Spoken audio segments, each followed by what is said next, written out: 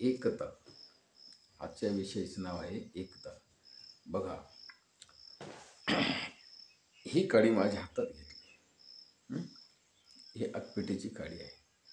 ही जर अशी जर धरून बसलं, आपल्याला काही गोष्टींमध्ये मोड करायचा आहे. मोड म्हणजे बदल करायचा आहे. काही गोष्टी बदलायच्या आहे, काही गोष्टी मोडून टाकायच्या आहे, काही गोष्टी नवीन घडवायच्या आहे.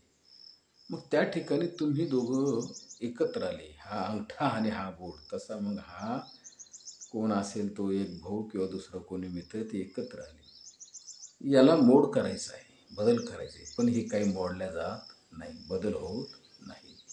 दोघांकडून शक्य झालं नाही. ही काडी मोडल्या गेलेली आहे. मग त्या ठिकाणी पुन्हा बदल करायचा ठरवला. या अशा रीतीने इकडे बघा. हे दोघं जण खाली आले. त्यांच्यावर हा एक आला. हा म्हणतो मी भारी. ह्या दोघांना काय म्हणतो, मी भारी आहे. मग मी एकटाच भारी पडल. मी याच्यात बदल करीन. हे सगळं मोडून टाकेल आणि नव्याने घडवेल.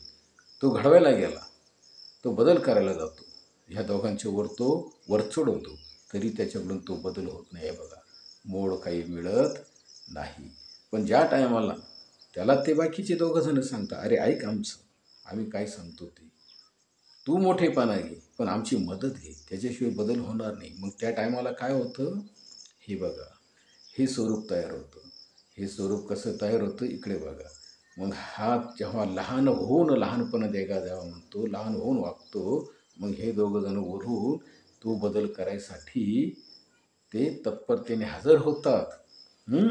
त्याचा मोठेपणा मग त्याने त्या ठिकाणी लहान होऊन तो ऐकून घेतो. हे दोघं जण मदत करतात आणि मग एकत्र ताकद तयार होते, एकता तयार होते आणि त्यानुसार ते कार्य घडतं आणि मग तो मोड झाला. लक्षात आलं? हो.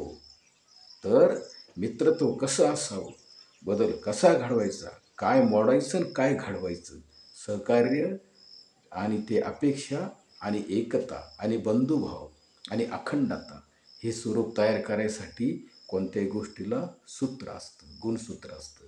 लक्षात घ्या. मी त्या एका साध्या काडीवरून तुम्हाला समजून सांगितलं. सबस्क्राईब करा. रामकृष्ण.